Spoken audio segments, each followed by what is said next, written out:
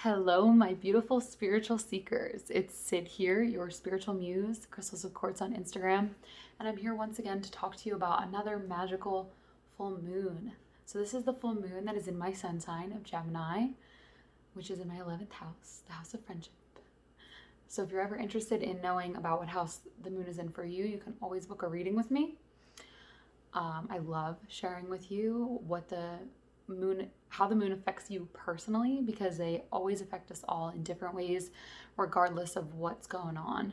This is a fun one for me, and I'd be curious to see what it is for you. So let's just jump right into what this is all about.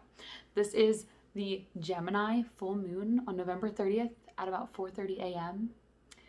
I am posting this video the night before, so this is where we are probably feeling the effects the most, although the following day and the following 4 days are also going to be very potent too.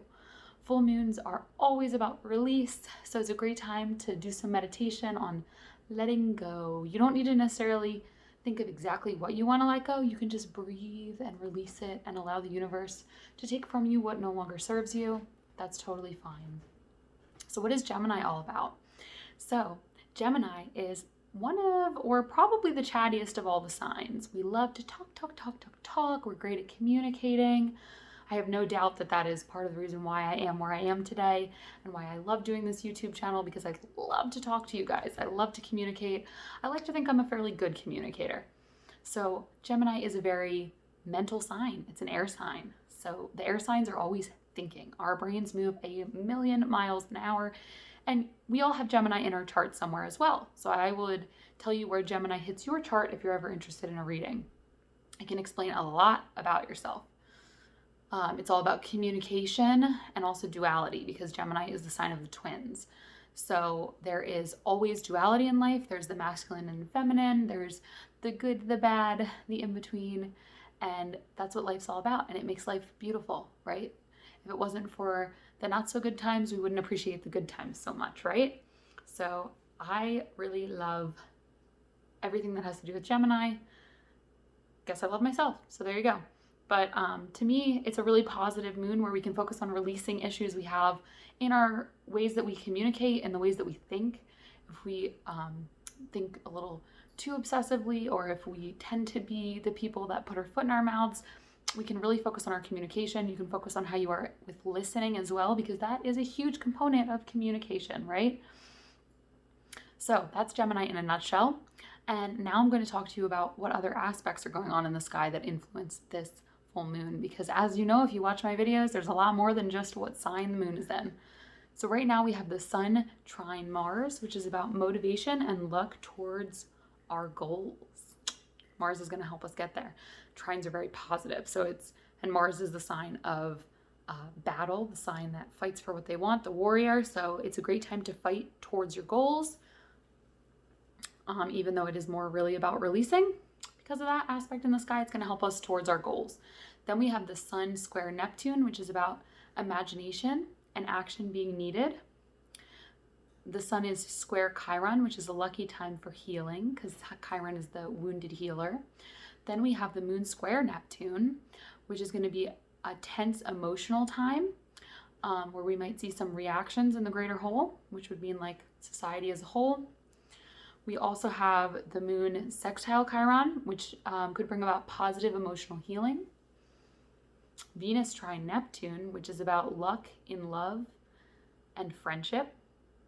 Good for me, right? Because I said this is in my house of friendship. And using your imagination. I would say that I made some new friends this week too, so that's pretty cool.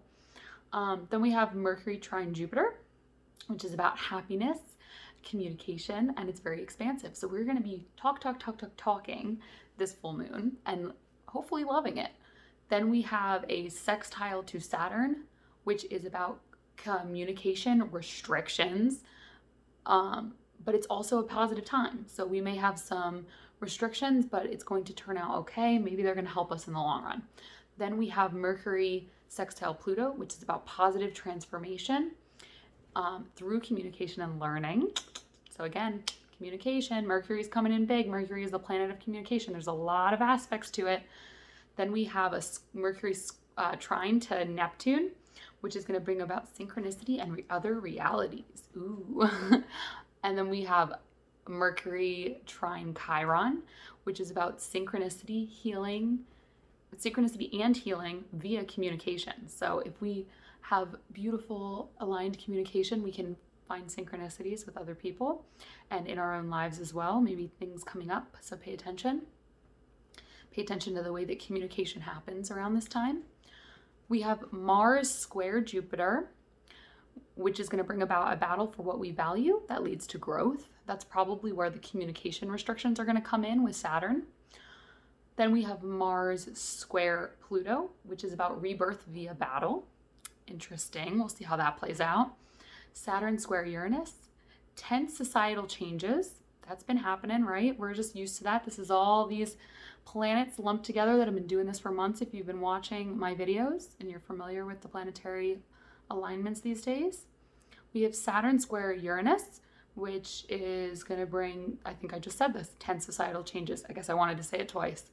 And then finally we have Neptune, sextile Pluto, which is positive transformation for the greater whole.